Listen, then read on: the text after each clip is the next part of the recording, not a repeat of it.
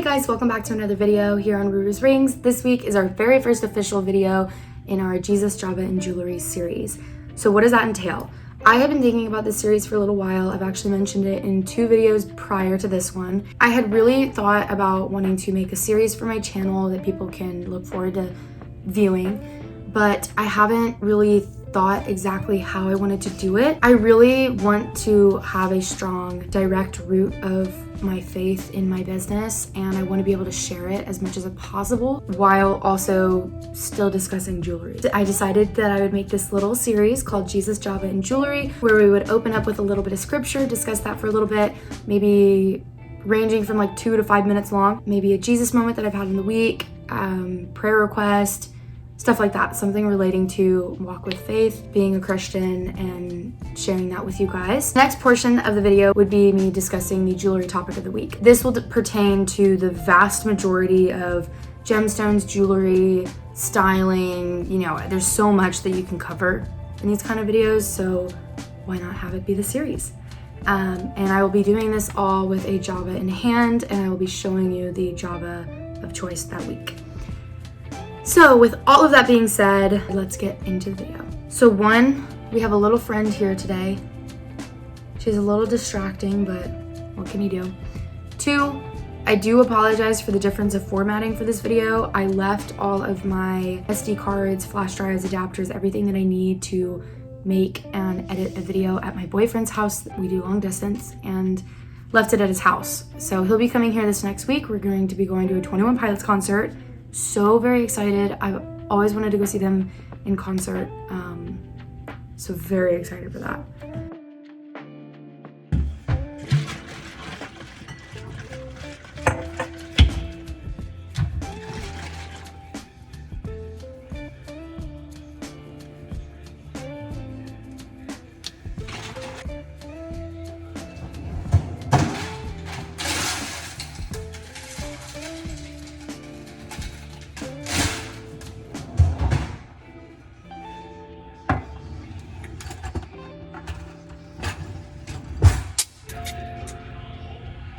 So we have our coffee. It is 5 o'clock in the afternoon, but this isn't that strong. Back to our regularly scheduled programming. All right, so we have our Java, and we will be now reading a little bit of scripture and discussing. So I was going to read a single verse, but after looking at the context of it, I feel like I really need to have at least the section that it's broken up into. I need to read the whole thing just because it really puts into light what this verse really means. So I'm reading Proverbs 4, verses 20 through 27. My son, give attention to my words, incline your ear to my sayings. Do not let them depart from your eyes. Keep them in the midst of your heart, for they are life to those who find them, and health to all their flesh. Keep your heart with all diligence, for out of it spring the issues of life. Put away from you a deceitful mouth, and put perverse lips far from you. Let your eyes look straight ahead, and your eyelids look right before you. Ponder the path of your feet, and let all your ways be established.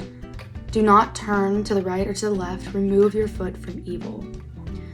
So this is a piece of scripture that really has been resonating with me lately. I'm a victim of doom scrolling. I constantly am on Instagram or TikTok, and when it's on Instagram, I'm usually looking at other jewelers' work, jewelry videos, jewelry in general. I'm obsessed with it. I want to get better at it.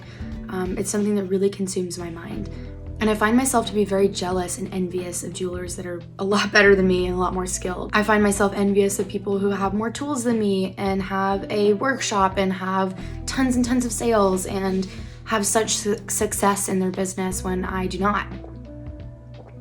I also find myself on TikTok's doom scrolling and watching things that wouldn't necessarily be something that I should be watching. When you are constantly having that in the forefront of your mind and constantly having that in front of you, it is going to tear down your walls and it is going to bring you down. That's one of the reasons I never stayed at the college I was going to.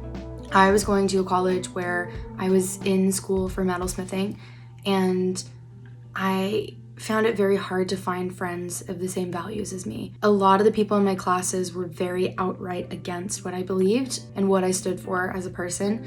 So I found it difficult to find friends and community. The people I was able to make community with, they were very kind, but they had a different worldview than I did, and it tore mine down.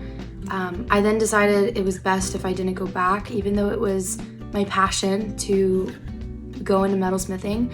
I knew that I could work my way around it and learn on my own, without having to go through the persecution and through the difficulties of having your walls torn down. Because ultimately, we're here for God. We're here to make heaven crowded. We're not here to enjoy ourselves and enjoy our flesh. God knows what we want and what we truly desire. And if He finds it in His will to be good for us, we will get that. Everyday examples would be the friends you're hanging out with. Are they cursing and drinking and doing all these things that are tearing down your walls and making you more susceptible to sin? Are you watching things that you shouldn't be? Are you giving into your lusts? Are you keeping your heart guarded? Are you keeping your heart with all diligence? Because life is what spews out of it. So whatever life you're living, it's gonna spew out of you. Whether it's a life of lust and sin that you're living or a life of love and joy, it's gonna be spewing from you. So keep that in check and remove your foot from evil.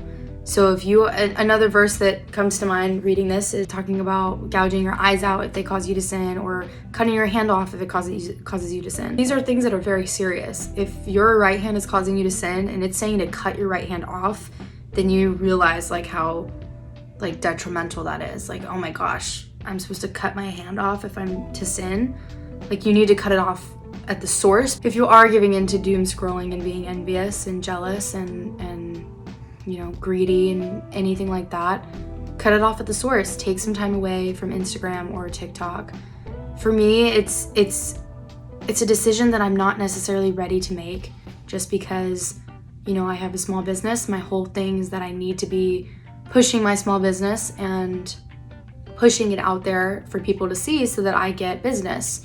And that's something I fight with every day, is whether or not I'm willing to give that up. And it, based on scripture, I should be able to give it up, which I might end up taking a break from Instagram and TikTok, and I might just be doing YouTube, since that is a different style of posting. So I would love prayer to help me get to that point. And if you guys resonate with this, let me know down in the comments below.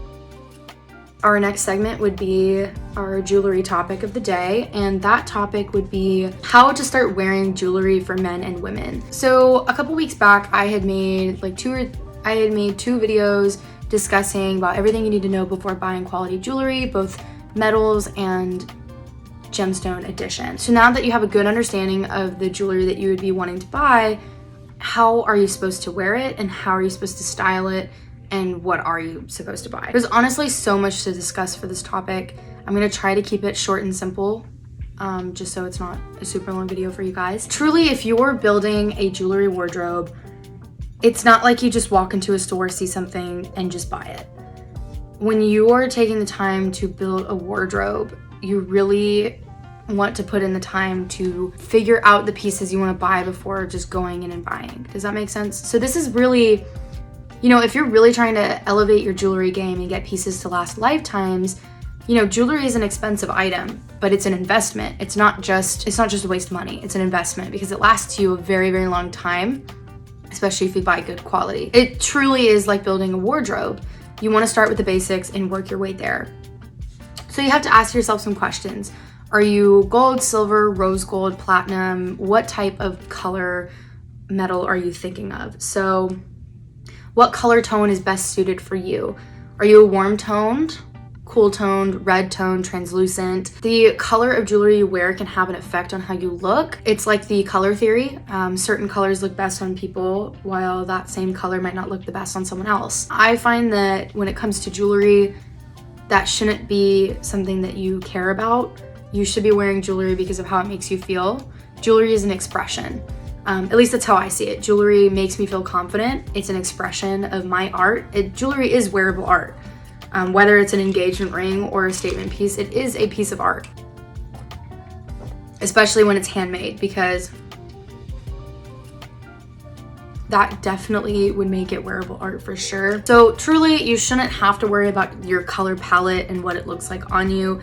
You should just wear jewelry because of what you like about it. I know a lot of the girls my age are gold girlies through and through. They won't even wear silver or white gold. They don't like the look of it. I personally would wear a lot more gold if I could afford it. I can't really, so I wear silver. Once I get to the point where I am financially able to grow my jewelry wardrobe and get more timeless pieces that are gold instead of silver, I'm 100% doing that. So another thing is that I have a more red undertone than I would say a yellowy undertone. So when I wear gold, I like to have a, not rose gold, but a rose-ish tinted gold. In my video where I talked about everything you need to know about jewelry before buying jewelry, metals edition, I showed you 2 different versions of gold that I own personally, and it was a bright yellow versus a rose tinted gold. Not rose gold, it was a rosy looking yellow gold. And the rosy looking yellow gold, I've always loved how it looks on me, but I absolutely despise the look of a bright yellow gold on me. I think personally silver washes me out, but I really do like the look of silver, so I don't really care to wear it. I think I'd want to move on to gold. I am someone that loves mixing metals, so I will 100% most likely be, I will 100% be mixing my silver and gold as soon as I get to that point. But yeah, another thing to consider is allergies. If you have allergies to silver or gold, I know some people that have allergies to both and they have to wear jewelry based on that. Another thing we need to talk about is trend versus timeless. So when starting your jewelry wardrobe out, you need to start with the basics. Don't buy trending items that will only last a couple of years. With that being said, how can you distinguish between the two? A great way to start is simple. Get simple pieces going in a simple collection where you know that no matter what you paired it with, it would always match. So a great way to start a jewelry wardrobe is starting simple. A simple style will always have a place, whether it's a supporting role or the star of the show. What would be considered simple jewelry items? I've concocted a decent sized list for both men and women of starting points you can get, of pieces that you can start getting to grow your simple jewelry collection. And these examples range in affordability as well. For women, starting off with earrings, diamond studs, ball studs, which are some that I wear constantly, pearl studs. That's probably the farthest I would go when it comes to very simple earring choices. Hoops can range in size. It's really up to you on what you would want to go for. I probably wouldn't say something super big. Maybe Huggy style, or maybe a little bit bigger. Next would be necklaces. So that would be satellite chain, a solitaire diamond, birthstone solitaire pendant, cross pendant, and a simple chain such as curb or Figaro style. Those can come in different sizes, whether you want a thick one or a thin one. I'd probably say start out with a thin one. For bracelets, I would say a plain bangle such as Cartier Love, chain bracelet, and that could also match the chain necklace that you get. Single stone bracelet, whether it is a diamond or birthstone, cuff bracelet, and one that people don't necessarily consider jewelry, but I do depending on the type of one you get, would be watches. Watches can be a form of jewelry, especially if you get ones with diamonds in them, or they're gold or silver or mixed metal. Can get very pretty watches that end up looking more like jewelry than the actual watch. Rings would be our last subject for women. A signet ring, solitaire ring, engagement or not, a simple birthstone ring, a stacker set, and a flush set diamond band. So these were all examples for women. I will be going into the men examples. Necklaces would fall under medallion pendant, such as like the old coin, a historical looking old coin, cross pendant, or a simple chain such as curb or Figaro again. For bracelets, that would also include the plain bangles such as Cartier Love, chain bracelet, a very high quality leather rope bracelet, and again, watches. The next category would be rings, signet ring, a simple band, or a chain ring. So these are all examples of simple jewelry items that you can really start your collection with and build from there. These lists are definitely large, but it's more something where you can pick one from each category and start there. Honestly, you could start with one item, a ring or just a necklace, and grow it from there and slowly incorporate more and more items as you build your simple collection, and then you can start branching out and getting more statement pieces. So as you start to stack up in your collection, you'll have more and more to switch up for the occasion. Speaking of, this brings up trends. I personally would never say to spend big bucks on a trending item. Trends don't last. They might be brought up about 20 years later, but they last for a couple of years, they die down for 20 more years, and then they're relived. A great rule of thumb to go by when it comes to trending jewelry, unless you absolutely adore the item or the so-called trend, and you truly would get it, if you would get that item without everyone saying how cute it is and how everyone is all in getting it, would you still get it? So an example of this would be the coquette bows. I've seen so many jewelry items made with the coquette bows. I think it's very adorable, but it's not something that I would see myself wearing in the next couple of years. So another example would be the evil eye necklace, which I personally wouldn't wear for religious purposes anyways, but the evil eye necklace, chunky, colorful, big, chunky, miscellaneous bead necklaces. Those have been pretty popular lately. Another thing to consider, so another rule of thumb, which is fantastic, if it's not from a high-end brand or a famous person or anything like that, if it doesn't have any brand name to it, would you still like the item? So the Cartier Love bracelet. If it wasn't from Cartier and it was from any old jeweler, would you still love that bracelet and want to spend that kind of money buying it? Another example is if there wasn't the label Tiffany & Co. or David Yurman slapped on that jewelry piece, would you buy it? With all that being said, an example for me would be the Cartier Love bracelet. That is a bracelet I have wanted since I've been in middle school. My mom got me and her fake Cartier bracelets from AliExpress, immediately started tarnishing, turned my arm green, but I absolutely adored it. I loved the technical side of it where you had to use a little screw to screw it onto you, and it literally was a cuff.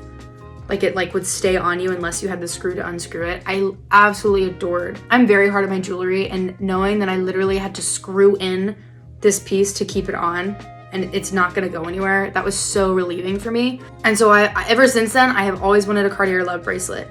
And I've looked at other designs I'm not necessarily fond of, but I absolutely love the Cartier Love bracelet. With all of that being said, when it comes to actually wearing your pieces, there are different looks you can go for. This can also go under the trend section, but this is more of a pick your preference type of situation. So styles would include minimalist, maximalist, mermaid-esque, fairy core, stuff like that. There's different looks you can go for when it comes to jewelry. I'm only gonna be talking about two. So starting off with minimalist, that would include dainty sets with little to no stones or colors. So when I think of this, I think of my dewdrop collection that I have in my shop. That would be the ball studs, and I have a ball pendant. I'm not wearing it currently, but it would include the ball pendant and then my 5-ball ring. So simple ties everything in together and leaves room for a statement piece. Or you can rock the simplicity of the minimalist set. This is definitely the best place to start if you are starting your jewelry wardrobe, and as it's easier to start wearing, get used to, and grow from there. So the next one would be maximalist. I'd say I fall in between the two. I love jewelry and I want to wear as much as possible, but sometimes it can be too much of a sensory overload. I can't wear too many rings at once because it's just too much, and I usually stick to at least 2 rings or sets of rings on one hand. So as you can see how I'm wearing it right now, I have 2 rings here and 1 here, but it's 2 sets. And then I have 3 rings here and then 1 ring here, but it's 2 sets. I usually have 1 bracelet on. I usually have 2 to 3 necklaces on for layering and for depth, and then a single earring, of course. I don't have any other piercings, so obviously it's only 1 earring, but. So maximalist would be obviously wearing as much as possible. So there is an art to this look. It can be executed very poorly and it can be executed very beautifully. So examples would be chain on chain on chain on chain on chain. 5 chains at least. Earring sets out the wazoo. Ring on ring on ring on ring on ring. Bracelet, bracelet, bangle, bangle, bracelet, bangle, bracelet, bangle. Anklet, like everything under the sun that you can wear, you're wearing. And when you're walking and moving, you hear all the clanking, the beautiful jewelry clanking. I love that sound. Another category that I wouldn't necessarily say is as often used would be high-end jewelry. or event jewelry. These would be pieces that are more eclectic, that stand out for themselves, more of a statement piece. So usually that would be something where it's a huge, beautiful necklace and then you wear nothing else, or maybe a matching ring and that's it, but no giant earrings with a giant necklace. You know, it's too much going on. You usually have that one statement piece that you wear and nothing else. Next topic would be brands. I'm not going to go into depth on brands in general, just reiterating, you shouldn't shop the item if it's only for the brand name. Buy something that you truly would wear forever, even if it wasn't from Cartier, Tiffany & Co., David Yurman, Kendra Scott. You know, if it didn't have that name slapped on it, would you wear it? Don't buy from a brand that you're only buying for the brand name. So stone and color combinations is truly something that's up to opinion. Whether you're going based off of color palette or you just want to wear every color possible, it's really up to you. I will say the beauty of stones can really truly be brought down based on the metal that they're in. A great example would be diamonds. If diamonds are set in yellow gold, it can give them a yellow tint to them. But if they're set in white gold, it usually brings out the shine and the color better, or I guess the colorlessness of it better. Usually you will see rings or necklaces, pendants, earrings, the actual setting be done in white gold while the band is yellow gold or the rest of the piece is yellow gold. It just brings out the color of the diamond better than what yellow would. Another example, which is personal preference, would be smoky quartz in gold versus smoky quartz in silver. Aquamarine set in silver versus yellow gold versus rose gold. Color combinations can really also help towards the statement that you're trying to pull off. The next one would be how to actually wear it. Starting out, I'd probably go with the 3-ring rule. So that means you wear 2 rings on one hand, 1 on the other. If you have an engagement ring, obviously that would include your engagement set or just your engagement ring. And then on your other hand, it would be a ring on your pointer finger and your ring finger, or your middle finger and your pinky, or however you want to divvy it up. One of the rules that I follow by, which I've never been told, it's just something that feels right to me, is I never wear a bracelet on my right hand. I only wear bracelets and anklet on my left side. A great way to spice up your look would be stacking necklaces. Personally say 3 would be the limit. If you're going maximalist, probably 5, maybe even 6, depending on how you're doing it. But I say 3 is my limit. So I do a super long one. This one is, I believe, 22 inches. And then I do an 18-inch one and then a 16-inch one. So it gives a nice depth and layer there. So earring stacks, personally, I would do the heaviest one on the bottom and work my way up, going smallest at the top and then largest at the bottom. Of course, I don't have multiple piercings, so I don't know necessarily about the mechanics of that, if that's the right word.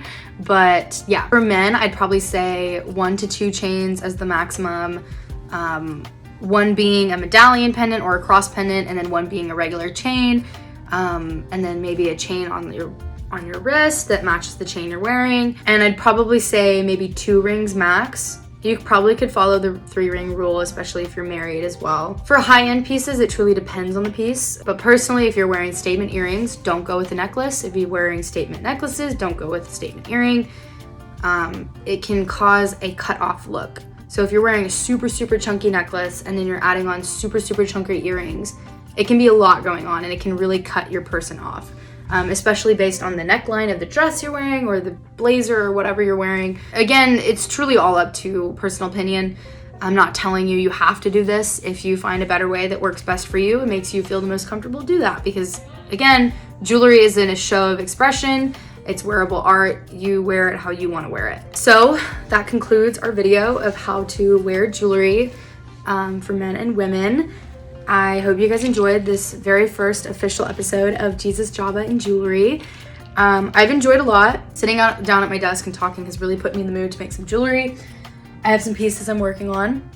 I won't show you yet. I guess a life update when it comes to jewelry would be I have gold coming. I spent $1,000. I spent $1,000 and it was the least amount of gold I could possibly get. I got just enough to practice using it so that I could offer it and know that I was able to work with it. And I'm so sad. I'm so very sad. I spent so much money and I've been saving up for it for a while. So it's definitely worth it, especially because I could wear the pieces that I end up making. I will 100% be making ball studs as my first gold piece for myself.